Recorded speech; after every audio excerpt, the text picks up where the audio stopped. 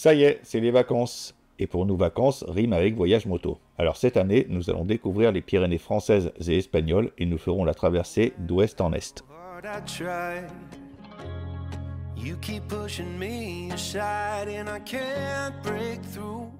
Mais avant de prendre la direction du sud-ouest, nous ferons une étape en Vendée, chez Wilfried, qui va nous accompagner durant ce road trip.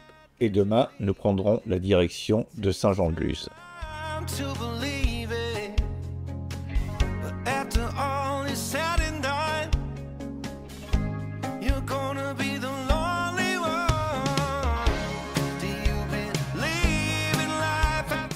Et comme tout road trip, nous aurons le droit à notre petite dose de pluie, une grosse dose même, car on a essuyé de grosses averses, comme si on n'en avait pas eu assez depuis quelques mois. Mais une fois passé Bordeaux, le soleil nous a accueillis, alors nous en profiterons pour passer par le port des Landes, qui est nettement plus agréable que l'autoroute.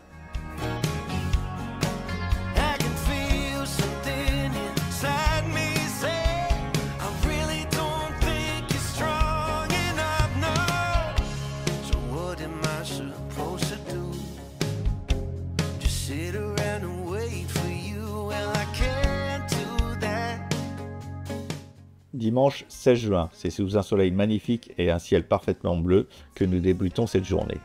Au programme, 300 km entre la France et l'Espagne, entre Pays Basque, Navarre et Béarn, pour rejoindre Arrête, notre étape du soir.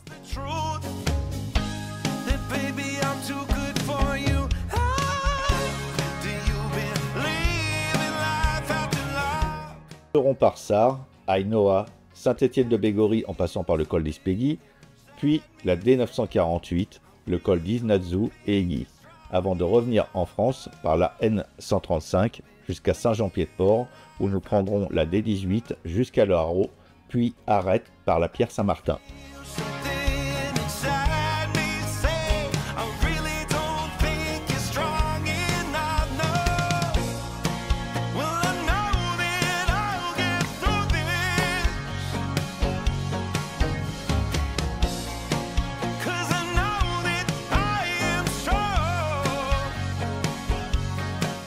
Après avoir passé Sarre, nous arrivons à Ainhoa, qui est un des plus beaux villages de France, avec son fronton accolé à l'église et sa rue principale bordée de maisons colorées typiquement basques.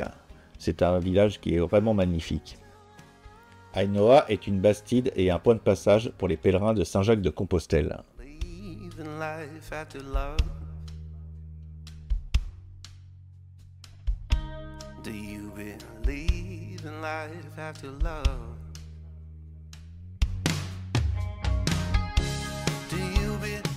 Le contraste entre le ciel bleu et cette verdure est vraiment magnifique. Nous roulons sur un rythme plutôt cool afin de profiter au maximum de ce que la nature nous offre.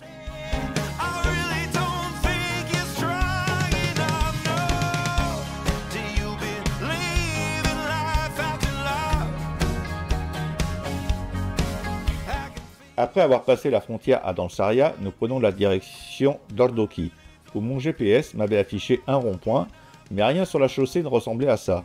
Puis un Espagnol m'a fait signe qu'il fallait que je prenne la voie de droite pour tourner à gauche pour prendre le col d'Ispegui. Et j'ai compris plus tard que c'était pour éviter de faire ralentir les véhicules qui étaient sur la nationale, qui se trouvaient juste derrière.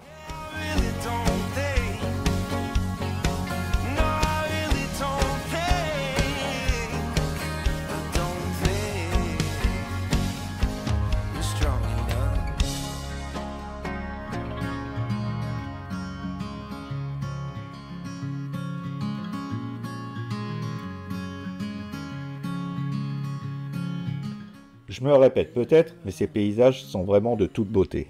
Et ces potocs en train de brouter dans les prés.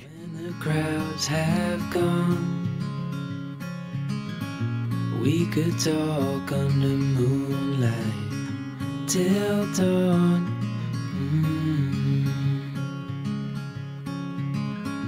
We could stay to watch the sunrise.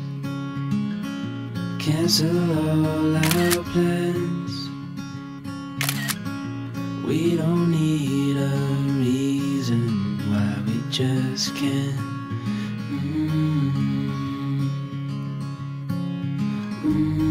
I wish I could stop time and stay in the Après avoir fait une halte rafraîchissante au sommet du col d'Ispegui, nous prenons la direction de Saint-Étienne de Bégorry, qui va nous emmener dans la vallée des Aldunes. Malheureusement, nous n'aurons pas le temps de visiter ce petit village bien sympa, mais ça donne une occasion de revenir.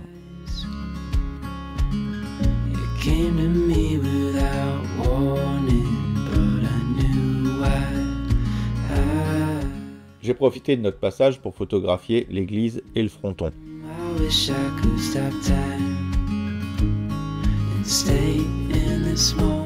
Tiens, cette route me rappelle des souvenirs. Nous l'avions empruntée l'année dernière pour nous rendre au Portugal.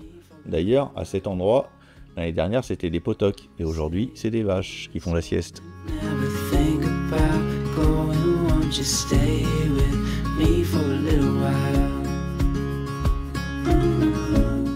Après avoir passé le col d'Isnazu, il y a les ruines de l'ancienne fabrique de munitions royales d'Egui.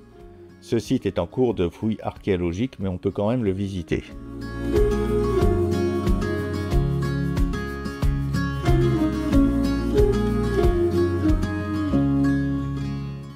Nous arrivons à la mi-journée à Soubiri et il nous reste encore 1 heure pour rejoindre Saint-Jean-Pied-de-Port. Alors je me décide de m'arrêter. Je vois un grand resto, mais en Espagne à 12h30, c'est plutôt apéro tapas plutôt que de manger. Mais bon, finalement on a attendu un petit peu et on a pu être servi et on a mangé pour pas très cher. Je suis plutôt content de reprendre la N135 parce que l'année dernière c'était les conditions un peu humides. Là, cette année, enrobé sèche, nickel, il y a de quoi vraiment se faire plaisir.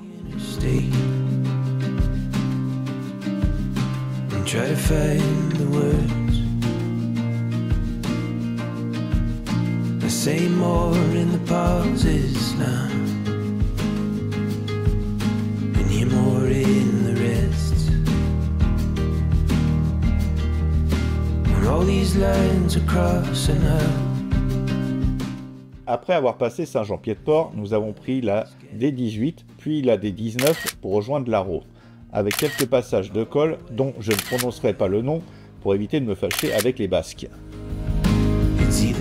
Tiens, encore un rassemblement de bovins en pleine sieste. Puis, arrivé au sommet d'un col, une vue à couper le souffle. Sylvie me demande de m'arrêter pour aller immortaliser ça. On monte sur la petite butte, à gauche, pour aller faire quelques photos.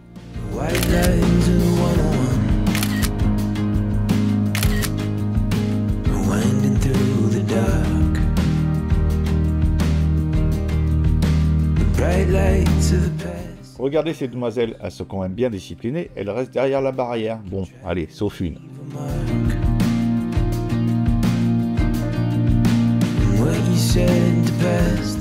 La vue est tout juste splendide.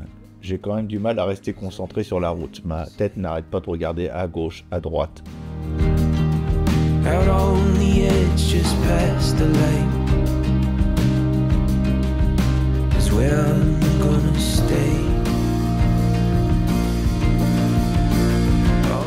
Pour notre plus grand bonheur, depuis ce matin, nous avons très peu de circulation, hormis quelques cyclistes qui profitent eux aussi de ce soleil pour sortir leur vélo.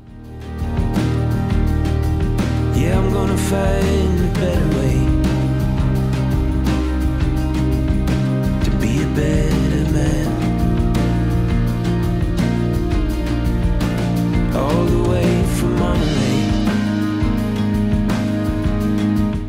À l'Arro, nous prenons la direction du sud par la D26 pour quitter le Pays Basque et se retrouver une dernière fois de la journée en Espagne.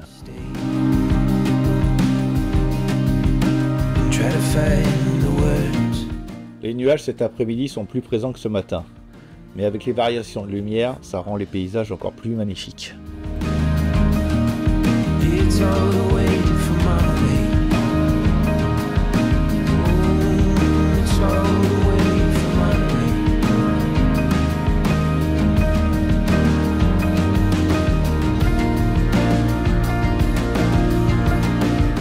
Ces montagnes et cette verdure avec les moutons me fait penser un peu à l'Irlande. On voit souvent ça sur leurs cartes postales.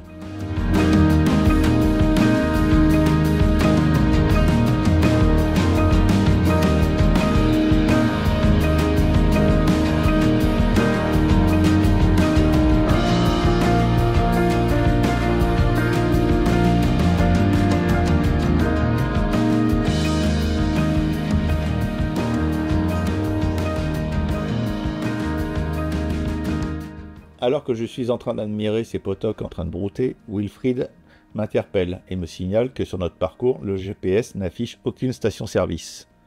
Ouh là là, ça sent pas bon. Bon, c'est vrai que depuis ce matin, on s'arrête, on repart, on admire le paysage, mais on n'a pas du tout pensé à ça. Bon, du coup, on a fait un petit détour d'une dizaine de kilomètres pour en trouver une.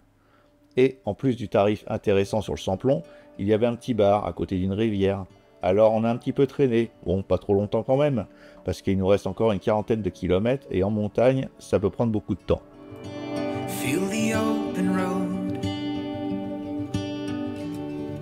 No better time than now to go. Following the stars. Nous allons maintenant rejoindre le Béarn par le col de la Pierre Saint-Martin, qui pendant l'ascension va nous réserver quelques belles surprises, vous allez voir, et parfois même très amusantes.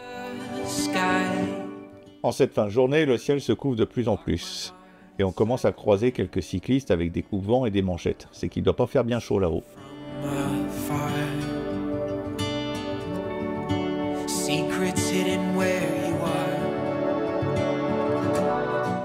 Et soudain, à la sortie d'un virage, un troupeau de potocs sur la route. Et au loin, on aperçoit que le ciel est vraiment très bas. Je pense qu'on va passer le col dans une purée de pois. Et là, on tombe sur une scène un peu amusante. Regardez à droite, cette vache, elle est en train de pousser ce van. Vous pensez que le propriétaire est en panne de batterie? Eh ben dis donc, ce soir, il y a quand même beaucoup d'animaux sur les routes. Hein. Je me croirais un peu en Corse. Bon, on va continuer de rouler très cool alors.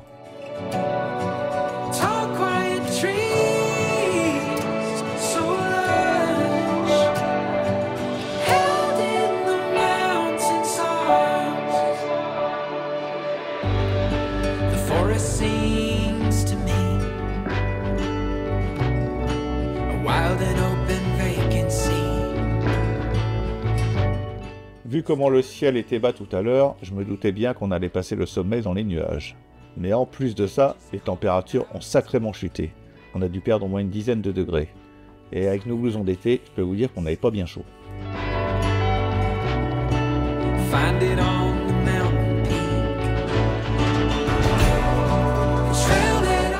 On dit au revoir au Pays Basque et à la Navarre, car nous voici maintenant dans le Béarn.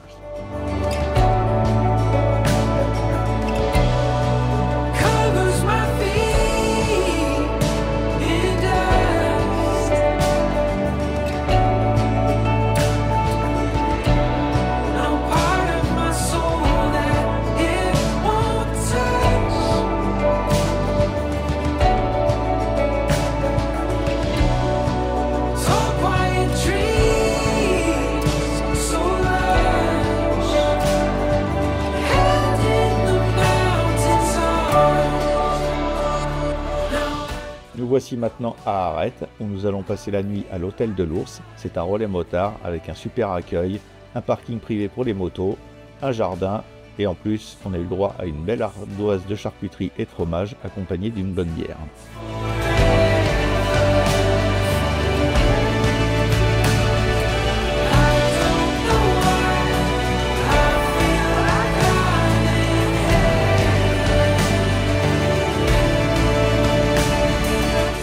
Pour la petite histoire, en 1967, Arrête a été victime d'un tremblement de terre qui a quasiment entièrement détruit le village.